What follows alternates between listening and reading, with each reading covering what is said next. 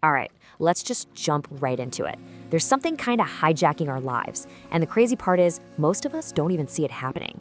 It's this constant drip of easy dopamine.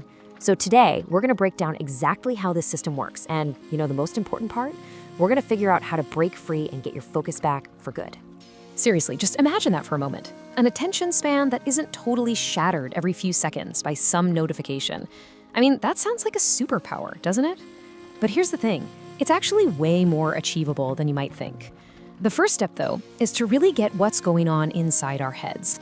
Look, if you've ever felt lazy or just totally distracted and unmotivated, listen up. It is not a personal failing, it's not your fault. What's happening is that your brain's natural reward system has been, systematically targeted, hijacked by a world that is designed from the ground up to keep you clicking, scrolling, and watching. So no, you're not broken, you're just caught in a really, really sophisticated trap. And we can actually give this trap a name, the dopamine casino. Think about it. Every single ping, every like, every time you think, just one more video, that is literally you pulling the lever on a slot machine. The whole environment is engineered to feed you just enough of a tiny reward to keep you playing, all while it's draining you of your most valuable asset. Okay, so how in the world does this hijacking actually work? Well, it's basically a form of training, and it's so subtle we don't even realize it's happening. So let's start with, the main suspect.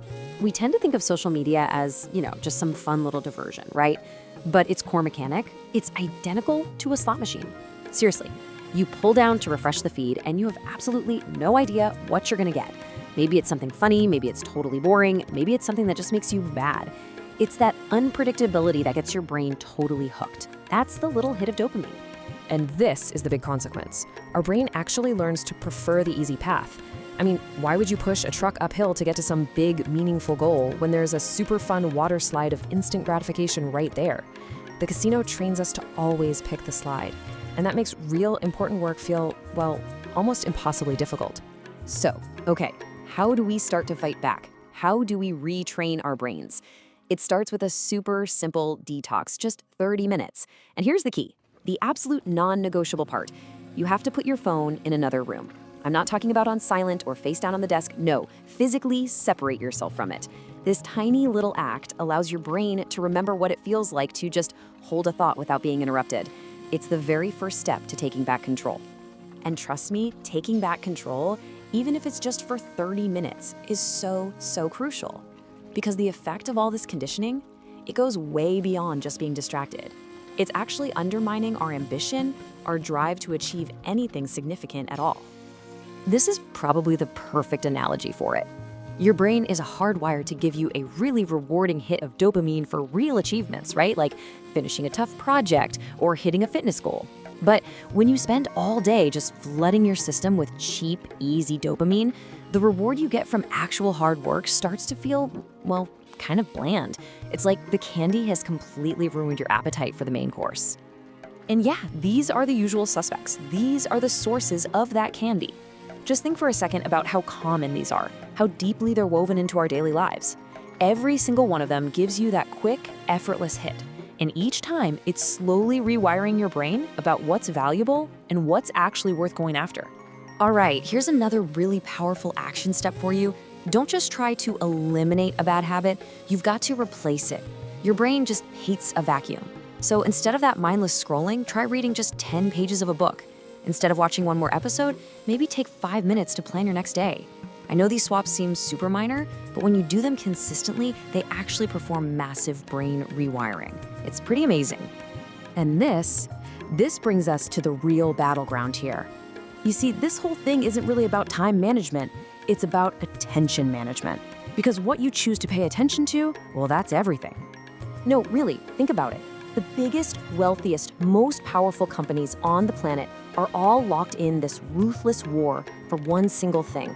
And that one thing is your attention.